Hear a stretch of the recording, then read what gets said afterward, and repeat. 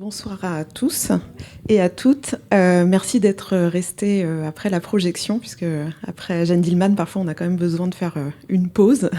Donc on va continuer un petit peu sur la même thématique. Je voulais d'abord remercier aussi Claire Lassol pour son invitation à parler de Chantal Akerman et Jeanne Dielman, à l'équipe du Vidéodrome 2 et à l'équipe de La Baleine pour leur accueil chaleureux et leur invitation. Donc c'est un plaisir de venir parler de ce travail.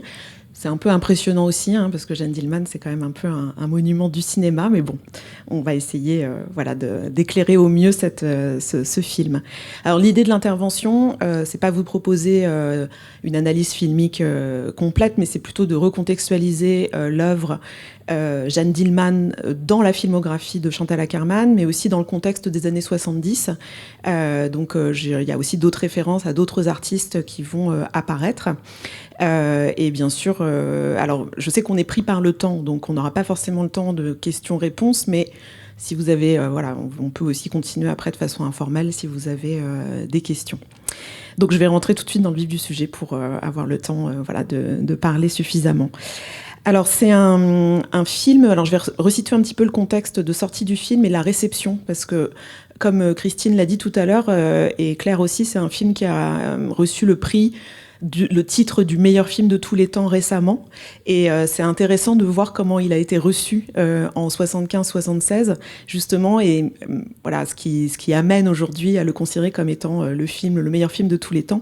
Donc je me suis replongée un petit peu dans les archives de cette époque-là, et donc c'est un film qui a été présenté à Cannes à la quinzaine des réalisateurs.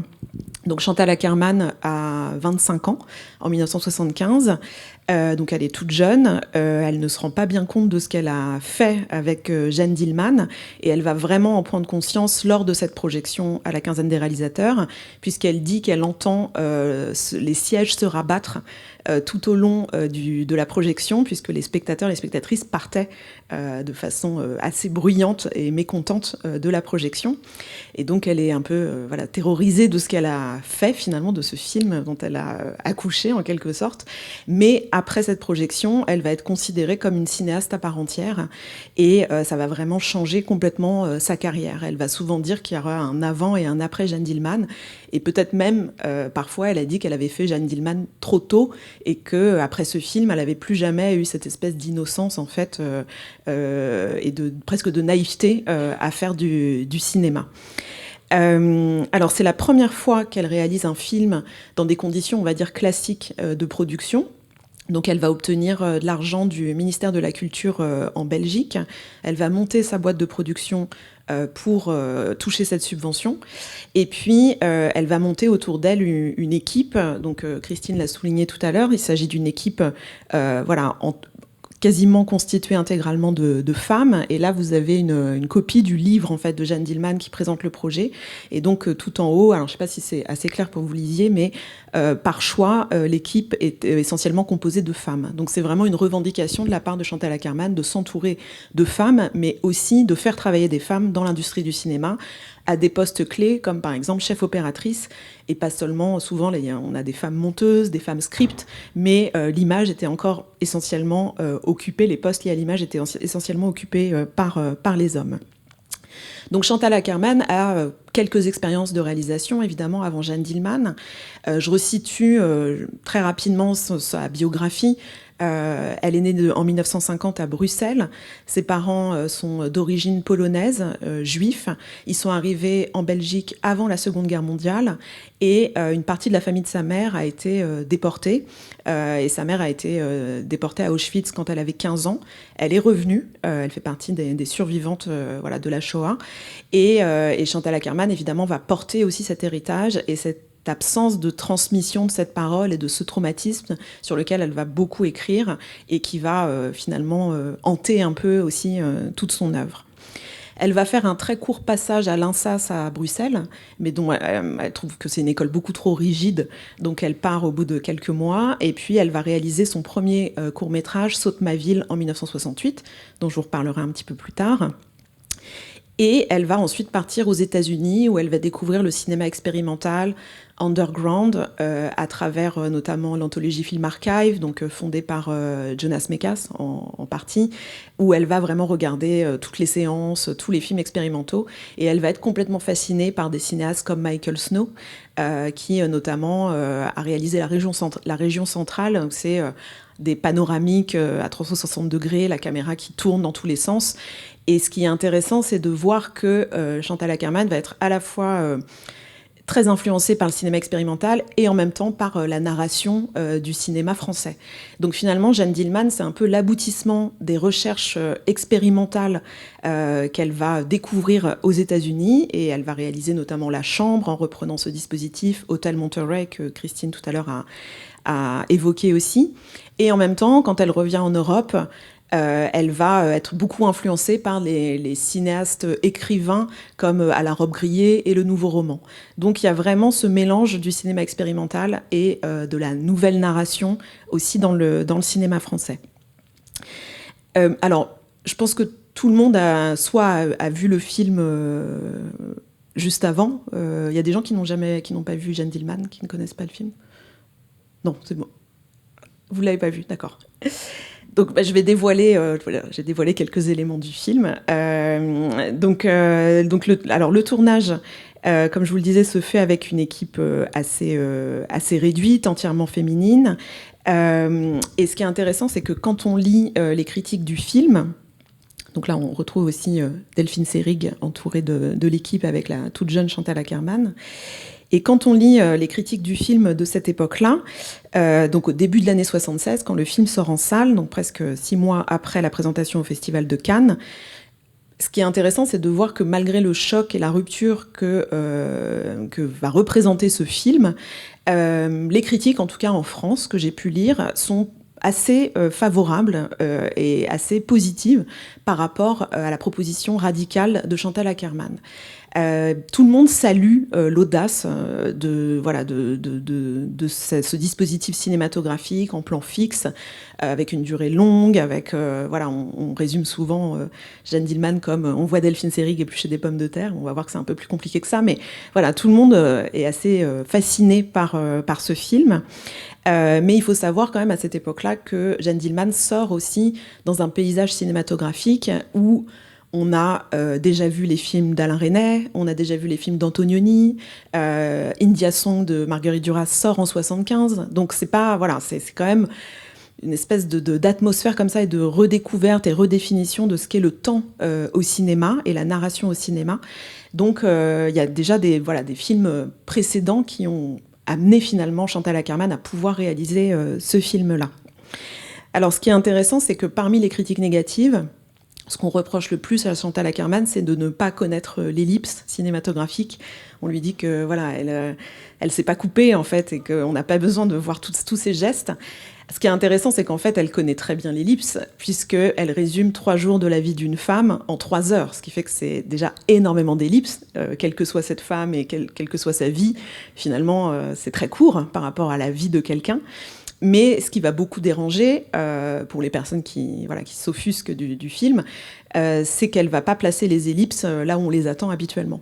Donc elle va complètement déjouer la construction traditionnelle d'un film efficace qui nous montre que des actions et qui va enlever les temps morts. Et elle va jouer justement sur les temps morts et dans un premier temps, en tout cas, nous cacher les scènes qu'on pourrait attendre. Alors, il y a plusieurs critiques qui émettent un doute sur le succès public du film en salle. Moi, j'étais ravie de voir que la salle était pleine aujourd'hui parce que ça prouve quand même que ce film est toujours intéressant et j'espère qu'il va continuer à remplir les salles à sa ressortie en avril. Mais les critiques à cette époque-là notent vraiment l'impact de ce film dans l'histoire du cinéma et son inscription dans la durée. Il y a beaucoup de critiques qui disent on ne sait pas trop ce que c'est ce film, mais c'est sûr qu'il aura un poids important dans l'histoire du cinéma. Donc si on est là aujourd'hui à en discuter, c'est que il ne se trompait pas. Et donc que Jeanne Dielman soit considérée comme le meilleur film de tous les temps, finalement c'est un peu un juste retour des choses, puisque effectivement, comme l'a rappelé Claire, c'est la première fois qu'une femme obtient ce titre. Donc enfin, Orson Welles, Hitchcock sont détrônés.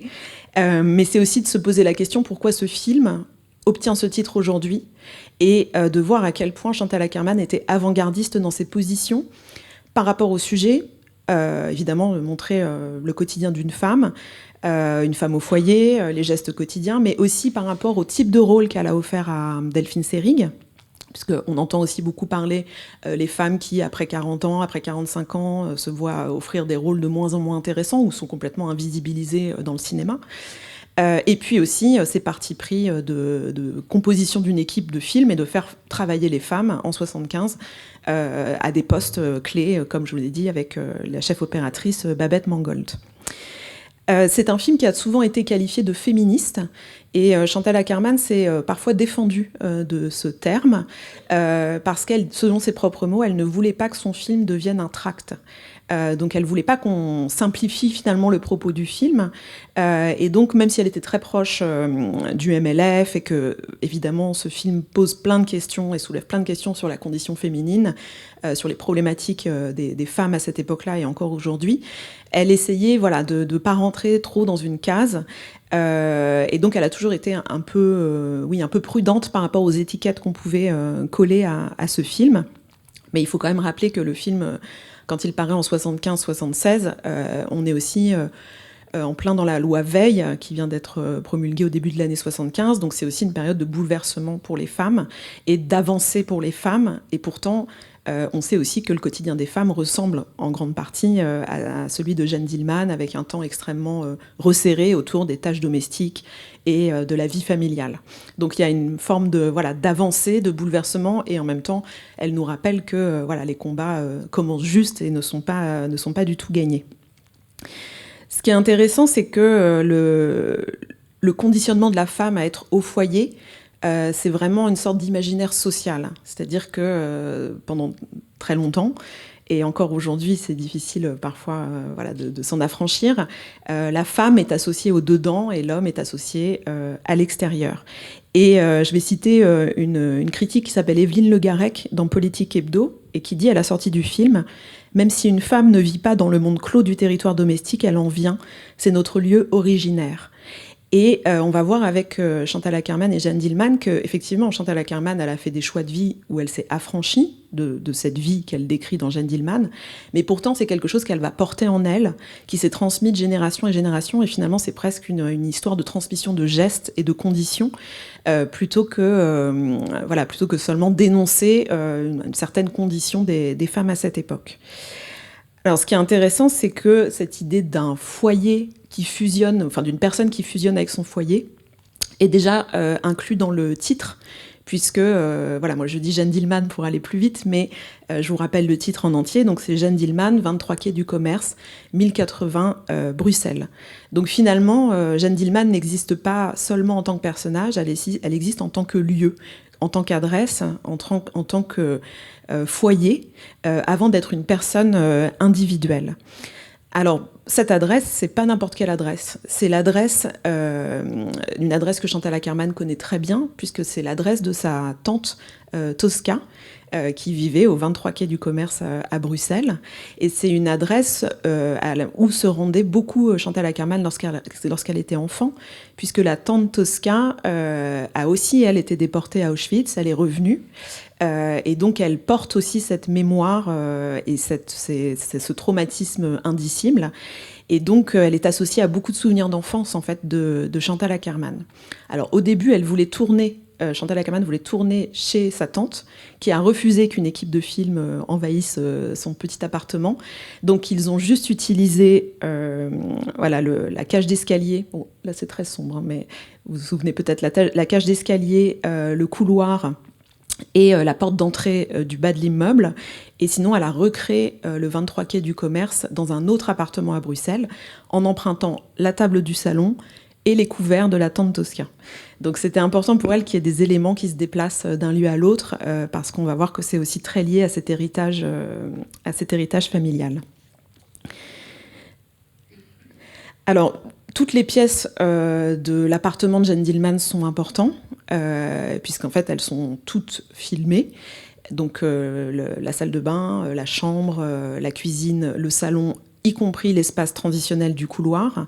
Mais malheureusement, je ne vais pas avoir le temps de détailler toutes les pièces, donc je vais me concentrer sur deux espaces qui sont déterminants et dans ce film et dans la filmographie de Chantal Akerman, que sont la chambre et la cuisine. Donc, dans Jeanne Dillman, la chambre est le lieu du repos, mais aussi le lieu de la prostitution. Donc c'est un espace qui est dans un premier temps interdit aux spectateurs, hein, puisque lors de la venue du premier client, la caméra reste à l'extérieur de la chambre. Donc ça en fait un espace, ce qui pourrait être spectaculaire justement pour le spectateur est interdit au regard, et c'est par la suite qu'on va découvrir la chambre. Et finalement, on peut penser aussi à son fils qui, à un moment, va évoquer avec sa mère, Jeanne Dillman, tout son fantasme d'enfant autour de la chambre des parents et la sexualité des parents. Et finalement, lui aussi en était exclu, donc ça devient un lieu de fantasme. Donc ce qu'on ne voit pas, et ce que le spectateur ne va pas voir, finalement, devient un lieu de fantasme. Et quand on entre enfin dans la chambre, après le départ du premier client, on découvre un quotidien assez trivial, hein, la serviette de bain sur le lit, pour protéger le matelas, et puis ce lieu où elle range ses vêtements, mais aussi ceux de son fils. Il y a aussi sa coiffeuse que vous voyez ici, où elle va se coiffer, s'habiller, se déshabiller. C'est aussi un lieu de l'érotisme, puisque c'est l'endroit où elle va cacher le déshabillé, la chemise de nuit rose transparente envoyée par sa tante, par sa sœur Fernande, la tante Fernande du Canada, et donc prise par le temps, elle le cache sous le lit. Donc c'est aussi un lieu du secret, un lieu de l'érotisme. Ça va être le lieu de la sexualité, puisque c'est là où vont se dérouler les rapports sexuels avec ses clients. Et puis ça devient le lieu du crime aussi à la fin du film. Alors la chambre, c'est un espace que l'on retrouve déjà dans les films précédents de Chantal Akerman. Vous avez en 1972 donc ce film La Chambre où il va y avoir un panoramique en fait de 360 degrés qui va récupérer à chaque fois au fur et à mesure Chantal Akerman en train de réaliser une action différente, où on a déjà à l'image Babette Mangolte. Vous avez Hôtel Monterey en 1972, toujours à l'image Babette Mangolte, où on va avoir des longs travelling et des plans très descriptifs de cet hôtel, du hall au plafond, au comble, en passant par les chambres hein, qui sont vides, mais c'est un lieu évidemment où on vient dormir. Et puis il y a Je tue il elle hein, qui débute dans la chambre, qui se clôt aussi dans la chambre, donc des espaces qui sont vraiment à chaque fois investis par Chantal Akerman, soit elle est derrière dans la réalisation, soit là vous la voyez ici directement à l'écran. Et puis en 1986 elle va faire La Paresse, le journal d'une paresseuse, où c'est un court-métrage où elle va raconter un peu sa difficulté à s'extirper de son lit, puisque Chantal Akerman passait beaucoup de temps dans son lit, pour faire un film. Donc je vous ai mis quelques images, parce que je trouve que faut pas oublier que Chantal Akerman avait beaucoup d'humour. Donc elle dit, aujourd'hui, c'est samedi, je vais faire un film à propos de la paresse. Je vais me lever dans 1 minute. Et puis finalement, elle se rendort. Donc c'est vraiment aussi la chambre comme lieu de repos, de paresse, mais aussi de création, puisqu'elle investit vraiment ce lieu-là. Alors ce qui est intéressant, c'est que dans son dernier film, No Home Movie, où elle va filmer sa mère et la fin de vie de sa mère, elle filme aussi énormément tout l'appartement. Mais il y a un lieu où elle ne rentre pas, c'est dans la chambre de sa mère, justement. C'est comme un lieu interdit, aussi pour l'enfant qu'elle est, et ça reste un lieu qui ne sera pas vu à l'écran. Donc je trouve ça vraiment intéressant de voir comment ces espaces sont montrés, cachés aux spectateurs à travers son œuvre.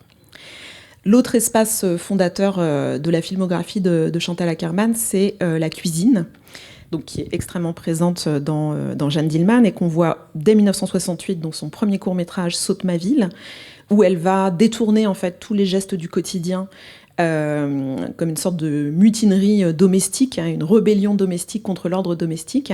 Donc elle va cirer ses jambes au lieu de cirer ses chaussures, elle va nettoyer le sol en renversant toute la cuisine voilà, par terre. Et c'est un film qui se finit très tragiquement, puisqu'elle finit par se mettre la tête dans le four et faire sauter à la fois le corps féminin, mais aussi l'espace de l'aliénation que représente la cuisine. Donc c'est un film où, voilà, si vous l'avez pas vu, c'est assez impressionnant de voir à quel point les thématiques, les problématiques de son œuvre étaient déjà présentes dès 1968. On a aussi bien plus tard d'Est, qui est un film qui se passe sur les ruines de l'Union soviétique, où elle va partir justement en Europe de l'Est pour retrouver un peu ses origines polonaises, mais elle va aussi explorer d'autres territoires, et elle va aller à la rencontre de plusieurs personnages, et notamment des femmes qui sont filmées dans leur intérieur ou dans leur cuisine. Donc on retrouve encore voilà, cet espace qui est plutôt l'espace des femmes, et donc elle les filme en train de voilà, préparer le petit déjeuner, préparer le repas, être dans un espace à soi qui n'est pas, contrairement à Virginia Woolf, une chambre à soi, mais une cuisine à soi dans laquelle elles sont le plus souvent cantonnées. Et puis enfin, No Home Movie, donc son dernier film en 2015, où elle va filmer donc sa mère qu'on voit de dos ici, Natalia Ackerman, lors de longues conversations qu'elles ont dans la cuisine, où elles sont face à face, où Chantal Ackerman va filmer sa mère. Et pendant ces conversations, sa mère va voilà, donner à chaque fois des bribes d'histoire. Chantal Ackerman va sans cesse reposer les mêmes questions. Mais qui étaient tes parents? Mais que faisait ta mère? Etc. Pour essayer de reconstituer un peu le puzzle de cette histoire avant que sa mère disparaisse, puisque c'est vraiment la fin de sa vie. Et ce qui est intéressant, c'est que la cuisine, là, est le lieu où on traîne à table, en fait, où on discute après le repas. Et plus la santé de sa mère va se dégrader, et moins elle va être capable en fait de prendre ses repas dans la cuisine. Donc les repas vont être pris dans la salle à manger avec une aide médicale. Et donc cette complicité autour des repas va complètement disparaître. Et on sent que Chantal Ackerman et sa sœur qui sont présentes disent tout le temps à leur mère « Raconte-nous une histoire, ne t'endors pas, raconte-nous une histoire ». Et finalement, l'histoire, c'est l'histoire de sa vie et de ce traumatisme qu'elles essaient à chaque fois de retenir avant la disparition de leur mère. Donc c'est un film qui est extrêmement émouvant, et puis on sait que Chantal Ackerman a disparu juste un an après ce film et la mort de sa mère. Alors donc cette cuisine où on voit Jeanne Dillman, et donc interprétée par Delphine Seyrig, est un espace qui, au fur et à mesure du film, nous devient familier, hein, puisqu'elle passe quand même beaucoup de temps dans cet espace, et on a l'impression qu'on pourrait presque connaître un peu voilà, là où elle range les couverts, comment ça fonctionne. Ça devient un peu aussi le reflet de toutes les cuisines. Ce qui est intéressant, c'est que Chantal Ackerman dit qu'elle a réussi à filmer Delphine Seyrig dans cette cuisine parce qu'elle s'est souvenue en fait de toutes les femmes qui avaient été dans les cuisines quand elle était petite. Sa mère, sa tante, elle se souvient des dos, de les voir de dos, le dos courbé, en train de faire la vaisselle devant l'évier, en train d'éplucher les pommes de terre, en train de faire la cuisine. Et donc elle s'inspire vraiment de cette enfance et de ses visions d'enfance pour composer les gestes effectués par Delphine Seyrig à travers le personnage de Jeanne Dillman. Alors je voulais juste convoquer une autre œuvre qui n'est pas de Chantal Ackerman, mais qui est d'une artiste autrichienne qui s'appelle Karin Mack, qui dans les années 70 a beaucoup travaillé sur cette question de la transmission générationnelle entre les femmes. Et cette œuvre qui s'appelle Le temps dans la poche montre une sorte de pochette comme ça, avec des femmes de différentes générations, de son arrière-grand-mère à sa fille, pour montrer qu'elle porte toujours sur elle ces photographies, et qui sont une sorte de transmission d'un ordre féminin établi de génération en génération. Même lorsqu'on essaie de s'en affranchir, on porte en nous en fait cette histoire des femmes au foyer ou des gestes féminins dans l'histoire. Donc je trouve que ça résonne quand même assez bien avec le travail de Chantal Ackerman autour de Jeanne Dillman, où ce ne sont pas que des gestes, ce sont aussi des gestes transmis de génération en génération. Et ce qui est intéressant, c'est que Chantal Akerman va vraiment revaloriser tous les gestes du quotidien. Donc, elle va vraiment travailler sur cette hiérarchie des gestes dans le cinéma. Donc, elle dit, voilà, on utilise le gros plan pour filmer un baiser ou un crime, mais jamais pour filmer quelqu'un en train de faire la vaisselle. Donc, elle n'utilise jamais de gros plan ni de zoom, mais elle va vraiment faire en sorte que tous les gestes soient équivalents. Et ce qui est intéressant, c'est que Chantal Akerman a une conception du temps cinématographique très particulier, puisqu'elle disait toujours qu'elle ne supportait pas les films qui donnaient l'impression que le temps passait très vite. Elle disait, quand je sors du cinéma et que je dis j'ai pas vu le temps passer, j'ai l'impression qu'on m'a volé 1h30 de mon temps, 2 heures de mon temps, 2h30 de mon temps. Donc je veux que les spectateurs et spectatrices fassent l'expérience du temps devant mes films. Je pense que vous l'avez fait. et y compris l'expérience de l'ennui. Ça fait partie du deal que vous faites avec Chantal Akerman pour beaucoup de ses films. Et donc c'était vraiment, elle ne vous a pas volé votre temps, vous l'avez senti passer. Donc pour elle, c'était essentiel d'avoir cette appréhension du temps au cinéma. Et pourtant, si vous avez été attentif et attentive, même si les gestes sont réalisés en temps réel, on n'est pas du tout dans un cinéma naturaliste. La première fois, on peut avoir l'impression qu'on est dans quelque chose de très réaliste, et en fait, tout est chorégraphié. Tous les gestes de Jeanne Dielman sont chorégraphiés. Pendant la première journée, il n'y a aucun geste inutile. Ce qui n'est pas vrai dans la vraie vie. Enfin, voilà, même si on est une cuisinière experte, on peut avoir une hésitation, quelque chose qu'on pose à côté, etc. Là, tout est parfaitement chorégraphié. Et donc, elle va donner une impression de temps réel, mais qui est travaillé. Ce temps est travaillé pour donner une sensation de temps réel.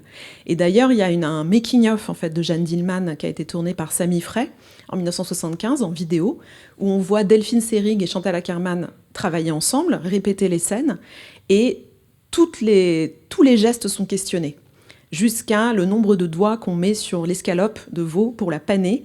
C'est vraiment une interrogation de chaque millimètre. Est-ce qu'on met 2 doigts? Est-ce qu'on l'attrape à pleine main? Est-ce qu'on l'attrape du bout des doigts? Et c'est extrêmement intéressant de voir qu'en fait, il s'agit d'une chorégraphie que Delphine Seyrig va devoir apprendre. Elle-même qui n'est pas femme au foyer, qui est actrice, donc elle va apprendre ces gestes chorégraphiés, une sorte d'inventaire des gestes de la femme au foyer. Et là, on voit par exemple deux photos de tournage, alors dans un espace assez exigu. Et on voit au fond Delphine Seyrig, alors c'est pas la tante Tosca, mais la tante Tosca intervient parfois pour donner des conseils de cuisine aussi. Là, c'est la maquilleuse qui est bonne cuisinière aussi et qui, pendant le tournage, donne des conseils sur comment on réalise les escalopes panées et d'autres recettes. Mais on peut penser aussi... Pardon ? Oui, tout à fait. Oui, c'est exactement. Et on peut penser aussi, dans le travail de Chantal Akerman, à Pina Bausch, alors qu'elle va rencontrer plus tard, puisque Pina Bausch, elle commence à monter ses pièces en 1974, donc on peut imaginer que Chantal Akerman ne connaît pas le travail de Pina Bausch lorsqu'elle réalise Jeanne Dielman, mais l'intérêt que Chantal Akerman va avoir pour Pina Bausch plus tard se retrouve dans cette invention d'une chorégraphie à partir des gestes quotidiens. Comment on va construire une nouvelle grammaire chorégraphique. Et dans ce film, Un jour Pina a demandé, les danseurs témoignent du fait que Pina Bausch leur demandait, par exemple, de lui montrer toutes les façons de s'asseoir. Donc il fallait qu'ils inventent, qu'ils fassent une sorte d'inventaire de toutes les façons de s'asseoir sur une chaise, sur un tabouret, et comment le corps se met en mouvement. Et on voit vraiment les liens entre les gestes chorégraphiés de Jeanne Dielman et l'intérêt que Chantal Akerman a pu avoir ensuite lorsqu'elle a vu le travail de Pina Bausch. Et la chef opératrice, Babette Mangold, a aussi beaucoup photographié toute la scène chorégraphique et performative des années 70, que ce soit Yvonne Rainer, Trisha Brown, Lucinda Childs, pardon. Vous avez peut-être vu aux Rencontres d'Arles l'année dernière, il y avait une magnifique exposition où elle montrait tout son travail des années 70. Donc on peut imaginer que Babette Mangold, qui avait déjà, elle, cette ouverture avec cette danse contemporaine, et Chantal Akerman se sont retrouvées vraiment ensemble pour filmer et trouver un dispositif pour filmer les gestes de Jeanne Dielman. Une autre inspiration de Chantal Akerman qu'elle cite dans ses entretiens, c'est aussi le rituel de la religion juive, puisque Chantal Akerman, lorsqu'elle était enfant, a été dans une école juive. Et puis, ses parents vivaient avec son grand-père qui était extrêmement religieux, donc tous les gestes quotidiens étaient ritualisés. Et à la mort du grand-père, ses parents se sont complètement affranchis de cette tradition religieuse. Chantal Akerman a été changée d'école. Et donc ces rites se sont perdus, mais ça l'a fortement marquée enfant. Et donc elle a aussi, à travers tous ces rituels de Jeanne Dielman, voulu aussi raconter quelque chose de son histoire familiale et de son rapport à la religion lorsqu'elle était enfant. Ce qui est intéressant, c'est que Jeanne Dielman est veuve, donc son mari n'est plus là. Son fils, elle doit certes s'en occuper, mais il est quand même assez grand. Et en plus, elle dit elle-même qu'il n'est pas difficile. Et pourtant, c'est comme si la présence de son mari était toujours là et qu'il y avait une sorte de mécanique qui tournait à vide. Le carcan, finalement, existe toujours et elle s'oblige à rester cette femme au foyer. C'est vraiment une caractéristique pour Chantal Akerman de dire que la prison de cette femme est à l'extérieur, c'est-à-dire les injonctions sociales, mais aussi c'est une prison intérieure, puisqu'en fait, finalement, elle pourrait se libérer, mais elle continue à fonctionner comme si il y avait aussi la présence de son mari. Alors évidemment, le choix de Delphine Seyrig n'est pas anodin, donc elle se rencontre en 1974. Delphine Seyrig a déjà tourné avec beaucoup de grands cinéastes, Truffaut, Buñuel, Alain Resnais, et puis en 1975, India Song de Marguerite Duras, donc un rôle très éloigné finalement de celui de Jeanne Dielman. Mais ce qui est intéressant, c'est que Delphine Seyrig a aussi un parcours cinématographique à cette époque-là. Elle va s'initier à la vidéo et réaliser plusieurs films militants, féministes militants, dans ce cadre, parce que à cette époque-là, c'est une histoire du cinéma qu'on redécouvre depuis quelques années, mais qui avait été volontairement oubliée pendant très longtemps, c'est qu'il y a une production cinématographique en vidéo dans les années 70 par des femmes extrêmement importantes et extrêmement intéressantes. Et Delphine Seyrig fait partie de ces grandes réalisatrices des années 70 à s'être emparée de la vidéo pour réaliser ces films. Donc elle va notamment réaliser Mazo et Mizo vont en bateau. Donc elle détourne en fait une émission de Bernard Pivot avec Françoise Giroud que vous voyez juste à côté. Et l'émission de Bernard Pivot s'intitulait « Encore un jour et l'année de la femme, ouf, c'est fini ». Donc on peut imaginer un peu le contenu de cette émission. Et Delphine Seyrig et Carole Roussopoulos et Yona Wider vont intervenir, remonter l'émission en intervenant pour évidemment dénoncer les propos misogynes qu'il y a et puis l'absence de défense de Françoise Giroud par rapport à ces propos. Et un film dont on entend parler en ce moment, qui s'appelle « Sois belle et tais-toi », puisqu'il va ressortir en salle. Delphine Seyrig est partie interroger 23 actrices sur leur métier et la place de la femme dans l'industrie du cinéma. Donc c'est un film absolument passionnant. Là, on voit la toute jeune Maria Schneider qui est interrogée par Delphine Seyrig. Et on connaît le parcours de Maria Schneider, notamment avec Le Dernier Tango à Paris. Donc on s'aperçoit que tous les questionnements de ces actrices étaient déjà présents, évidemment, bien avant ce qu'on connaît aujourd'hui. Donc c'est vraiment un film passionnant que je vous encourage à voir. Il était sorti en 1981 de façon complètement confidentielle. Et là, on en parle beaucoup en ce moment et c'est une très bonne chose. Et à la même époque, on a d'autres personnes, artistes d'avant-garde, qui vont s'emparer de la vidéo, de la performance, de la photographie, pour questionner aussi le rôle de la femme dans la société.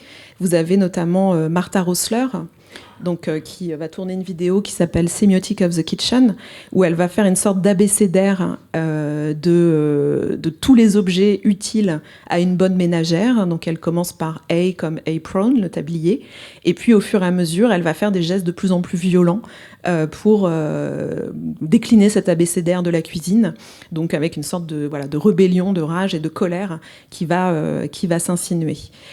Et vous avez à la même époque, dans les années 70, d'autres artistes, Birgit Jurgensen, qui se met en scène en tant que femme au foyer parfaite, qui est derrière une vitre, donc séparée du monde extérieur par cette surface lisse, et qui va écrire discrètement sur la vitre « Je voudrais sortir d'ici », comme une sorte de SOS, pour sortir de cette condition. Cette même artiste a produit beaucoup d'œuvres photographiques aussi et de performances, et elle se met en scène également en tant que femme au foyer tablier de cuisine, comme si elle avait fusionné directement avec son tablier, en reprenant un peu l'esthétique des photos d'identité ou des photos presque criminelles, de profil et de face. Et elle travaille sur l'expression qu'on n'emploie plus heureusement aujourd'hui, mais qu'on employait à l'époque pour dire qu'une femme était enceinte, c'était avoir un rôti dans le four. Et donc elle se montre avec un rôti dans le four et de profil avec un symbole plutôt plus phallique.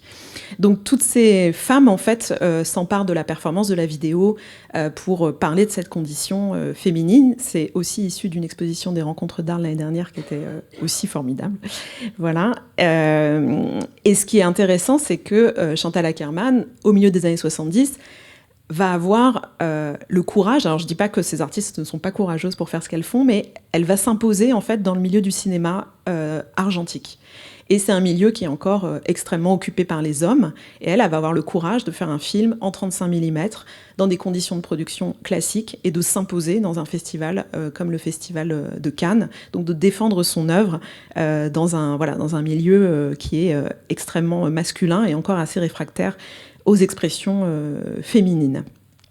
Et pour parvenir à ça, évidemment, le choix de Delphine Seyrig est très intéressant, puisqu'elle dit que Jeanne Dielman est une femme invisible, mais si elle prend une actrice non professionnelle ou quelconque, les spectateurs ne vont pas s'intéresser à ses gestes.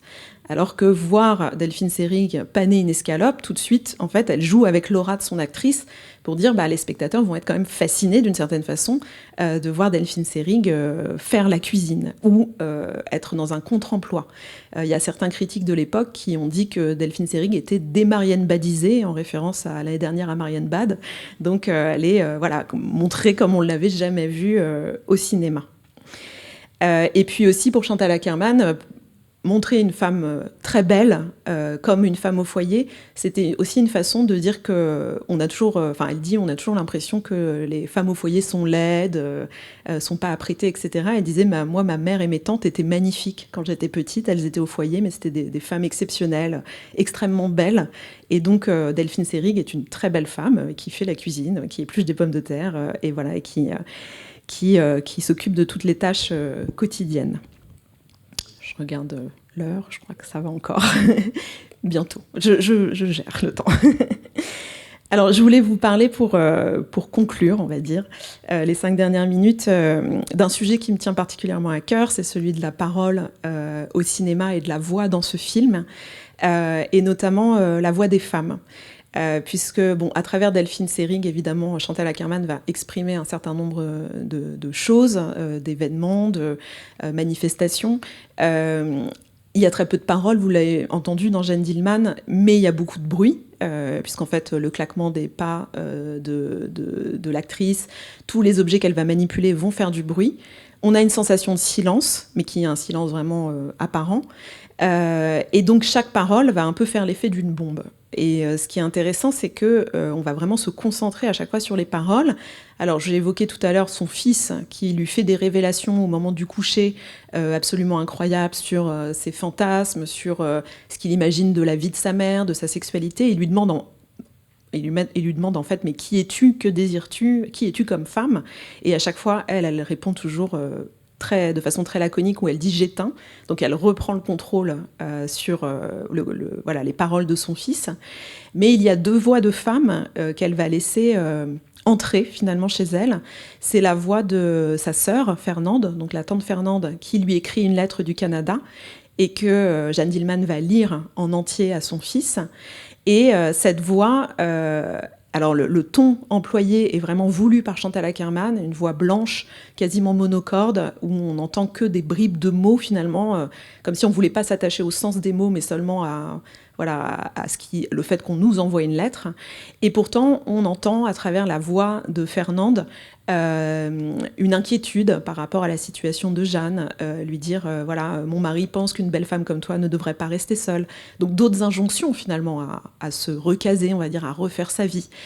Et pourtant, on sent que Tante Fernande, elle est aussi prise en fait dans toute cette vie de femme au foyer, puisqu'elle dit je dois mettre la table avant que mon mari rentre. Et en même temps, il y a un peu d'émancipation, elle va apprendre à conduire, et tout le monde le fait au Canada. Donc voilà, il y a un autre discours sur la vie quotidienne qui vient interférer avec celui de Jeanne Dillman. Et d'ailleurs, Jeanne Dillman n'arrive pas à répondre à sa sœur. Elle essaie de rédiger une lettre, et elle n'arrive pas à lui répondre. Et l'autre voix de femme qui va un peu court-circuiter le quotidien de Jeanne Dillman, c'est la voix de la voisine, qui est interprétée par Chantal Akerman, qui reste en off. Mais vous vous souvenez peut-être de ce moment qui est assez long où la voisine monologue sur le fait qu'elle n'a pas d'inspiration, elle ne sait pas quoi faire à manger, etc. Et Jeanne Dillman l'écoute assez patiemment, même si elle n'interagit pas avec elle. Et elle est confrontée à quelqu'un qui se plaint de sa condition de femme au foyer. Et ce qui est intéressant, c'est que Jeanne Dillman ne se plaint pas de sa condition. On la voit finalement même parfois avoir de l'entrain à faire certaines choses, courir les magasins pour trouver un bouton pour la veste de son fils, faire la cuisine, ça semble pas si pénible que ça. Et Chantal Akerman nous dit mais en fait ces gestes-là en soi ne sont pas pénibles. On peut aimer ranger sa chambre, faire la cuisine pour quelqu'un, aller même faire des courses pour préparer un repas. C'est la répétition et la monotonie qui deviennent insupportables. Et en revoyant Jeanne Dillman, finalement, ce cliché de « elle ne fait que éplucher des pommes de terre », on la voit pas tant que ça éplucher des pommes de terre. C'est qu'on a l'impression que ça dure, mais tous ces gestes, elle ne les fait pas 25 fois dans le film. Donc ça donne cette illusion d'une monotonie, mais finalement, les journées sont assez découpées et se répètent assez peu, puisque le déraillement va arriver au milieu de la deuxième journée, et ça arrive assez vite, finalement. Alors bon, j'aurais encore beaucoup de choses à vous dire, mais je vais m'arrêter dans quelques instants. Ce qui est important aussi pour ce travail, moi, ce qui m'a beaucoup intéressée, c'est de voir aussi que la fin du film, pour moi, était extrêmement déstabilisante, puisque finalement, ce n'est pas le crime qui est le plus violent. Pour moi, ce sont vraiment les 8 minutes pendant lesquelles on est face à Jeanne Dillman. Et là, il y a vraiment cette sensation que plus rien ne va être contrôlé par la suite, on ne sait pas ce qui va se passer, et c'est un peu la seule fois où on a une sorte de vertige, parce qu'on ne peut rien anticiper, comme elle ne peut rien anticiper. En fait, elle ne peut plus rien contrôler. Et cette fin est extrêmement marquante, et elle a beaucoup influencé des cinéastes comme Gus Van Sant et Todd Haynes, qui ont toujours essayé dans leurs films, alors parfois en jouant avec les contraintes des studios, de la production cinématographique aussi, parfois américaine, voire hollywoodienne, mais de ne pas psychologiser les personnages. C'est-à-dire, ce qui est déstabilisant chez Jeanne Dillman, c'est qu'on ne peut pas expliquer son comportement. Alors, il y a des bribes de réponses, mais on n'a pas une explication complètement logique. Le fait qu'elle tue cet homme à la fin, en fait, on comprend qu'elle ne supporte pas d'avoir un orgasme, donc elle va supprimer la cause, en se disant que ça va supprimer l'effet, mais on voit bien que prise dans tout ce quotidien absolument réglé, c'est beaucoup plus complexe que ça, et on ne peut pas se raccrocher à une explication liée à son enfance, même si on a des bribes, ses parents sont morts pendant la guerre, etc. Rien n'est complètement satisfaisant et rien ne nous rassure finalement dans notre compréhension de ce personnage très complexe.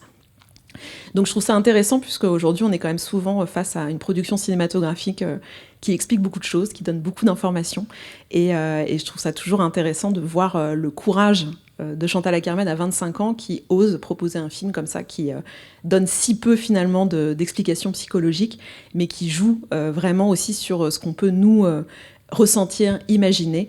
Et c'est une très bonne nouvelle qui ressort aujourd'hui, donc j'espère que vous aurez autant de spectateurs et spectatrices bientôt dans les salles de ce cinéma. Merci beaucoup de m'avoir écouté.